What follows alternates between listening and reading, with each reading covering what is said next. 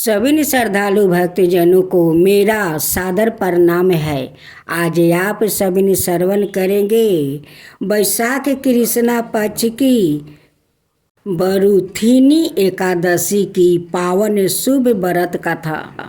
धर्म, आस्था और भक्ति से भरे इस पावन अवसर पर आप सभी का स्वागत है।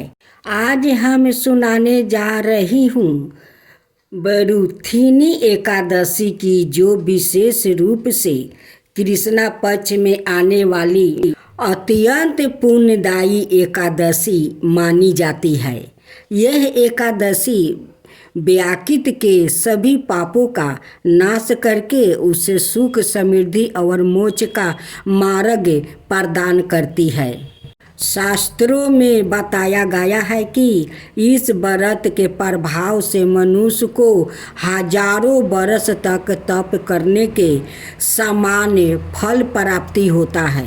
जो भी श्रद्धा और नियम के साथ इस दिन व्रत रख कर भगवान विष्णु की पूजा करता है, उसके जीवन के सभी कष्ट दूर होते हैं और घर में सुख शांति का वास होता है। तो आइए इस पावन व्रत की कथा को श्रवण करें, भक्ति के साथ सुनते हैं और अपने जीवन को धन्य बनाते हैं। जय श्री कृष्णा, राधे राधे। साथियों, आज आप श्रवण करेंगे वैशाख कृष्णा पक्ष की बरुथिनी एकादशी की व्रत कथा।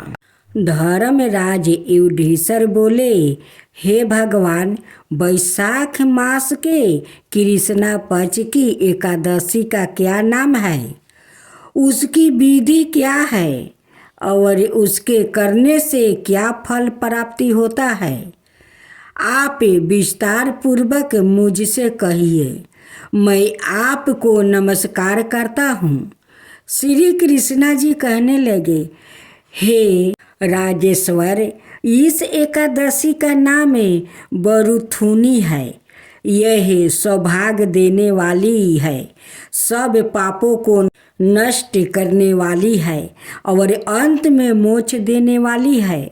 इस व्रत को यदि कोई अभागिन स्त्री करे तो उसको सौभाग्य मिलता है। इसी बरुथिनी एकादशी के प्रभाव से राजा मंधाता स्वर्ग को गया था। बरुथिनी एकादशी का फल 10,000 वर्ष तक तप करने के बराबर होता है। कुरुक्षेत्र में सूर्य ग्रहण के समय एक मन स्वर्ण दान करने से जो फल प्राप्ति होता है, वही फल बरुथिनी एकादशी के व्रत करने से मिलता है। बरुथिनी एकादशी के व्रत को करने से मनुष्य इस लोक में सुख भोग कर परलोक में स्वर्ग को प्राप्ति होता है। शास्त्रों में कहा गया है कि हाथी का दान घोड़े के दान से श्रेष्ठ है। हाथी के दान से भूमि दान, भूमि के दान से तिलों का दान, तिलों के दान से स्वर्ण का दान और स्वर्ण के दान से अन्न का दान श्रेष्ठ है। अन्न दान के बराबर कोई दान नहीं है। अन्न दान से देवता, पितर और मनुष्य तीनों दीर्पित हो जाते हैं। शास्त्रों में इसको कन्यादान के बराबर माना है। बरुथिनी एकादशी के व्रत से अन्न दान और कन्यादान दोनों के बराबर फल मिलता है। जो मनुष्य लोभ के वश होकर कन्या का दान लेते हैं, वो परलोक तक नरक में वास करते हैं। यह उनको अलग जन्म में बिलाव का जन्म लेना पड़ता है। जो मनुष्य प्रेम और धन सहित कन्या का दान करते हैं, उनके पुण्य को चित्रगुप्त भी लिखने में असमर्थ है। जो मनुष्य इस बरुथुनी एकादशी का व्रत करते हैं उनको कन्यादान का फल मिलता है। बरुथुनी एकादशी का व्रत करने वालों को दशमी के दिन निम्नलिखित वस्तुओं को त्याग देना चाहिए। पहला, कांसे के बर्तन में भोजन करना। दूसरा, मांस, मधु, शहद। तीसरा, मसूर की दाल। चौथा, चने का साग। पांचवा, कद्दू का साग। छठवा, मधु, शहद। सातवें, दूसरे का अन्न। आठवां, दोबारा भोजन करना। नौवा, स्त्री पर संग।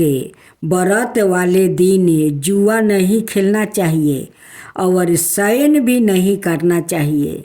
उस दिन पान खाना, दतुअन करना, दूसरे की निंदा करना और चुगली करना और पापी मनुष्यों के साथ बातचीत सब त्याग करना चाहिए। इस व्रत में नमक, तेल अथवा अन्न वर्जित है। हे राजन, जो मनुष्य विधिवत इस एकादशी को करते हैं उनको स्वर्ग लोक की प्राप्ति होती है और मनुष्यों को पापों से डरना। वही इस व्रत के महात्म्य को पढ़ने से 1000 गौदान का फल मिलता है। इसका फल गंगा स्नान के फल से भी अधिक है। अब श्रवण करेंगे तुलसी माता की कथा। माता तुलसी का असली नाम बिंदा था। उनका जन्म राक्षस कुल में हुआ था, लेकिन वह श्री हरि विष्णु की परम भक्त थी।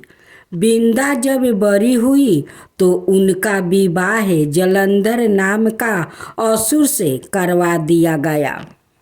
बिंदा भगवान विष्णु की परम भक्त तो थी ही, साथ ही वह पतिव्रता स्त्री भी थी। उनकी भक्ति और पूजा के कारण उनका पति जलंधर अजय होता गया और इसके चलते उसे अपनी शक्तियों पर अभिमान हो गया था और उसने स्वर्ग पर आक्रमण कर देव कन्याओं को अपने अधिकार में वो ले लिया। इससे क्रोधित होकर सभी देव भगवान श्री हरि विष्णु की शरण में गया और जलंधर के आतंक का अंत करने की प्रार्थना की। परंतु जलंधर का अंत करने के लिए सबसे पहले उसकी पत्नी बिंदा का सतीव्रता भंग करना अनिवार्य था। भगवान विष्णु ने अपनी माया से जलंधर का रूप धारण कर लिया। बिंदा के पतिव्रता धर्म को नष्ट कर दिया और इसके परिणाम स्वरूप जलंधर की शक्ति छीन हो गई और वह युद्ध में मारा गया। लेकिन जब बिंदा को श्री हरि के छल का पता चला तो उन्होंने भगवान विष्णु से कहा, हे नाथ, मैंने आजीवन आपकी आराधना की थी, आपने मेरे साथ ऐसा कृत्य कैसे किया? इस प्रश्न का कोई उत्तर श्री हरि नहीं दे पाए और तब बिंदा ने भगवान विष्णु से कहा कि आपने मेरे साथ एक पाषाण की तरह व्यवहार किया है। मैं आपको श्राप देती हूँ कि आप पाषाण बन जाए। यह कहते ही भगवान श्री हरि पत्थर समान हो गया और सृष्टि का संतुलन बिगड़ने लगा। तब देवताओं ने बिंदा से प्रार्थना की कि वो अपना श्राप वो वापस ले ले।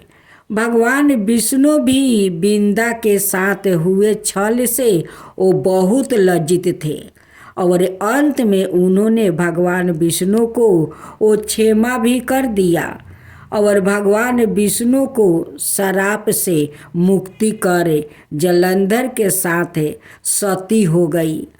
बिंदा की राख से एक पौधा निकला जिसे श्री हरि विष्णु ने तुलसी नाम दिया और वरदान दिया कि तुलसी के बिना मैं किसी भी प्रसाद को ग्रहण नहीं करूँगा। मेरे शालिग्राम रूप से तुलसी का विवाह होगा और कलंतर में लोग इस तिथि को तुलसी विवाह करेंगे। उन्हें सुख और सौभाग्य की प्राप्ति होगी। यह गाथा माता लक्ष्मी की कृपा, धन, समृद्धि और श्रद्धा का महत्व बताती है। सच्चे मन से पूजा करने वाले पर माता सदैव कृपालु रहती है। एक गांव में एक साहूकार रहता था। साहूकार का एक बेटी थी। वह हर रोज पीपल सींचने जाती थी। पीपल के वृक्ष में से लक्ष्मी जी प्रकट होती थी और चली भी जाती। एक दिन लक्ष्मी जी ने साहूकार की बेटी से कही, तू मेरी सहेली बन जा। तब लड़की ने कहा कि मैं अपने पिता से पूछकर कल आऊँगी। साहूकार की बेटी ने घर जाकर अपने पिता को सारी बात कह दिया। तब उसके पिताजी बोले, वो तो माता लक्ष्मी जी है, अपने को और क्या चाहिए, तू लक्ष्मी जी की सहेली बन जा। दूसरे दिन वह लड़की फिर गई। तब लक्ष्मी जी पीपल के पेड़ से वो निकल कर आई और कही, सहेली बन जा। तो लड़की ने कहा, बन जाऊंगी, और दोनों सहेली बन गई। लक्ष्मी जी ने उसको खाने का न्योता दिया। घर आकर लड़की ने माँ बाप को कहा कि मेरी सहेली ने मुझे खाने का न्योता दिया है। तब बाप ने कहा कि सहेली के घर खाने जाओगी, पर घर को संभाल कर जाना। तब वह लक्ष्मी जी के यहाँ वो भोजन करने गई तो लक्ष्मी जी ने उसे साला 2 साला ओढ़ने के लिए दिया, रुपया दिया, सोने की चौकी, सोने की थाली में 36 प्रकार का भोजन करवा दिया।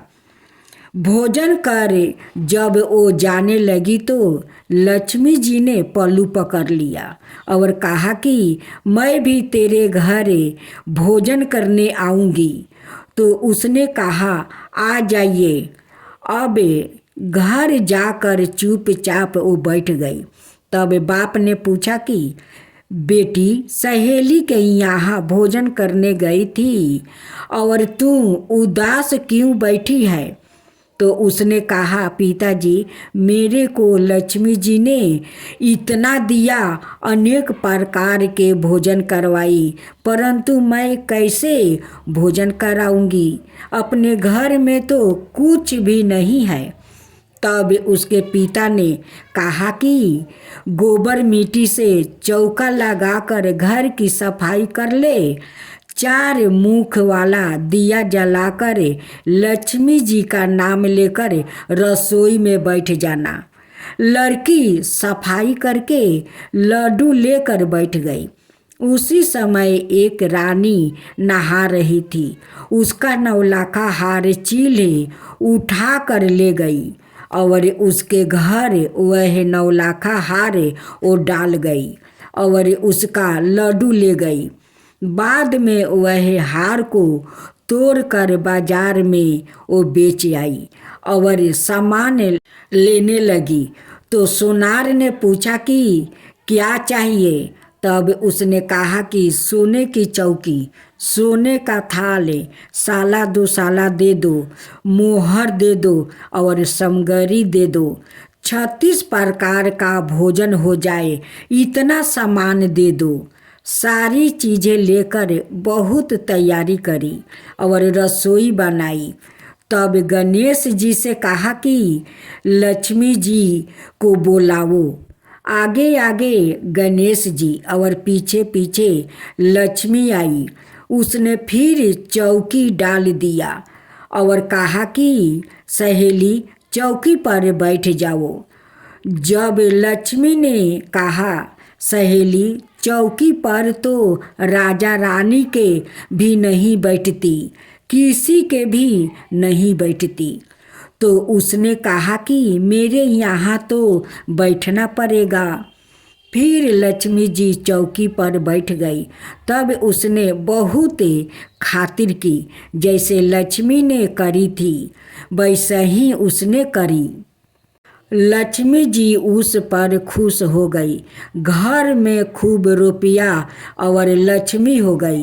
साहूकार की बेटी ने कहा मैं अभी आ रही हूँ, तुम यही बैठी रहना, और वह चली गई। लक्ष्मी जी गई नहीं और चौकी पर बैठी रही।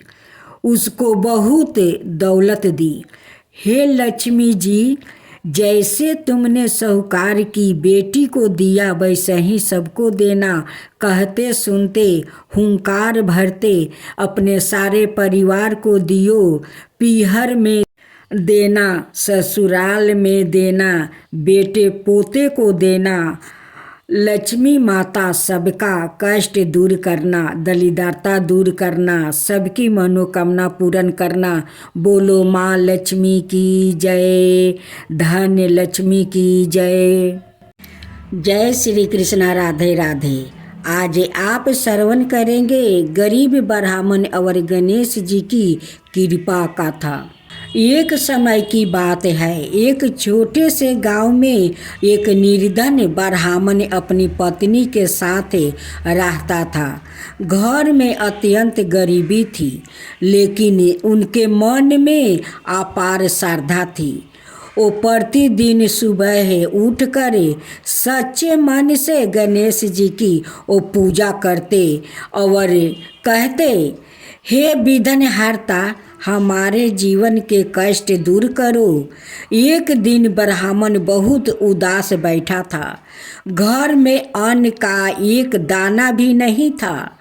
तभी द्वार पर एक वृद्धा भिक्षुक आया। उसने कहा, बेटा, मुझे बहुत भूख लगी है, कुछ भोजन मिल जाए तो अच्छा होता। ब्राह्मण की पत्नी ने घर देखा, केवल एक मुट्ठी चावल बचे थे।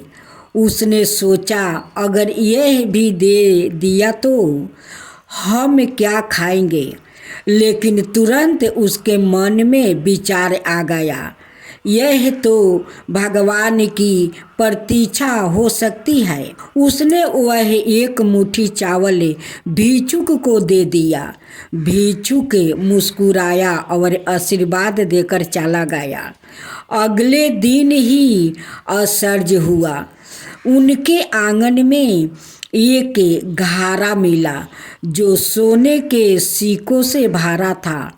उसी समय आकाशवाणी हुई, मैं ही तुम्हारी प्रतीक्षा लेने आया था। तुम्हारी सच्ची श्रद्धा और दान से प्रसन्न होकर तुम्हें एक फल दिया है। दोनों ने समझ लिया कि वो भिक्षुक और कोई नहीं, सवाए गणेश जी थे। उस दिन से उनका जीवन बदल गया, पर उन्होंने कभी अभिमान नहीं किया। वो पहले से भी अधिक भक्ति करने लगा। सच्ची भक्ति और दान कभी व्यर्थ नहीं जाते भक्तों। भगवान भक्त की परीक्षा लेते हैं, पर अंत में उसका कल्याण ही कर देते हैं भक्तों। संकट में भी विश्वास नहीं छोड़ना चाहिए। दूसरा, खोया हुआ पुत्र। एक किसान का छोटा पुत्र मेले में खो गया। माता पिता रोते हुए गणेश जी के मंदिर पहुंच गया और प्रार्थना करने लगा। उसी समय एक साधु बालक को लेकर आ गया और बोला, इसे रास्ते में रोते पाया। बालक सुरक्षित था। माता पिता ने साधु को धन्यवाद देना चाहा, पर वह अचानक गायब हो गया। सब समझ गया यह सवाए गणेश जी की कृपा थी।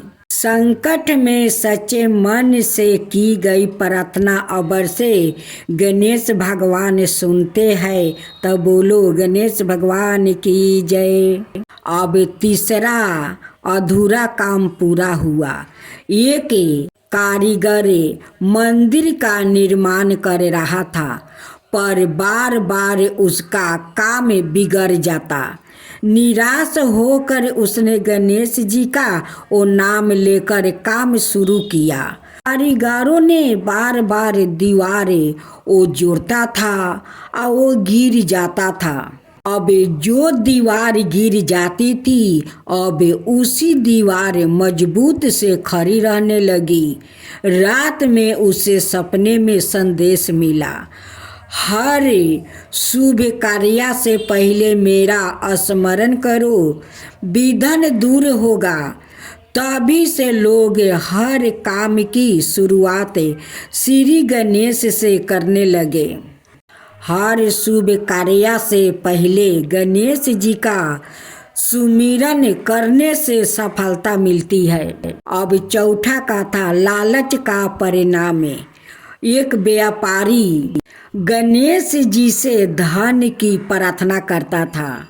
अचानक उसका व्यापार बहुत बढ़ गया, पर वो लालची हो गया और गरीबों की मदद बंद कर दिया।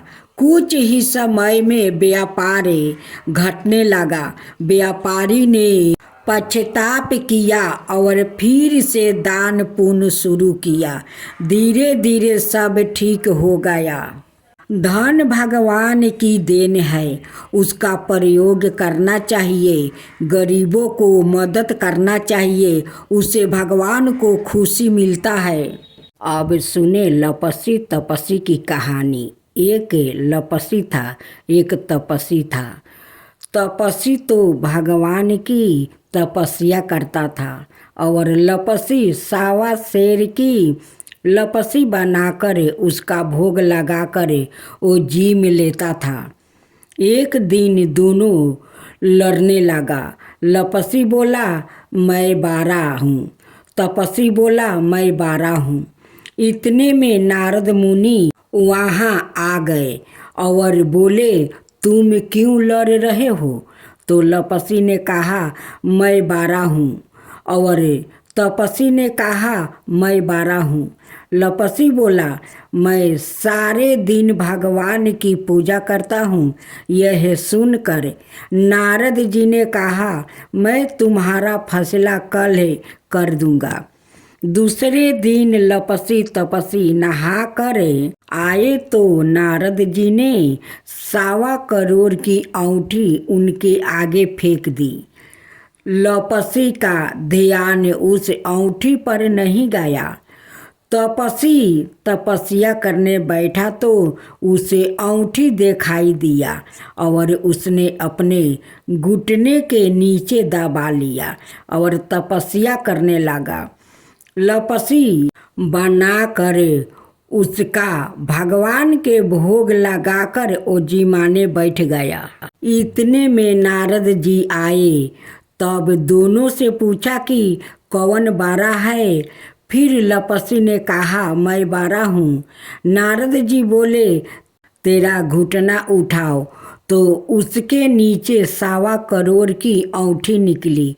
तब नारद जी बोले कि यह अंगूठी तूने चुराई है, तुझे तेरी तपस्या का फल नहीं मिलेगा।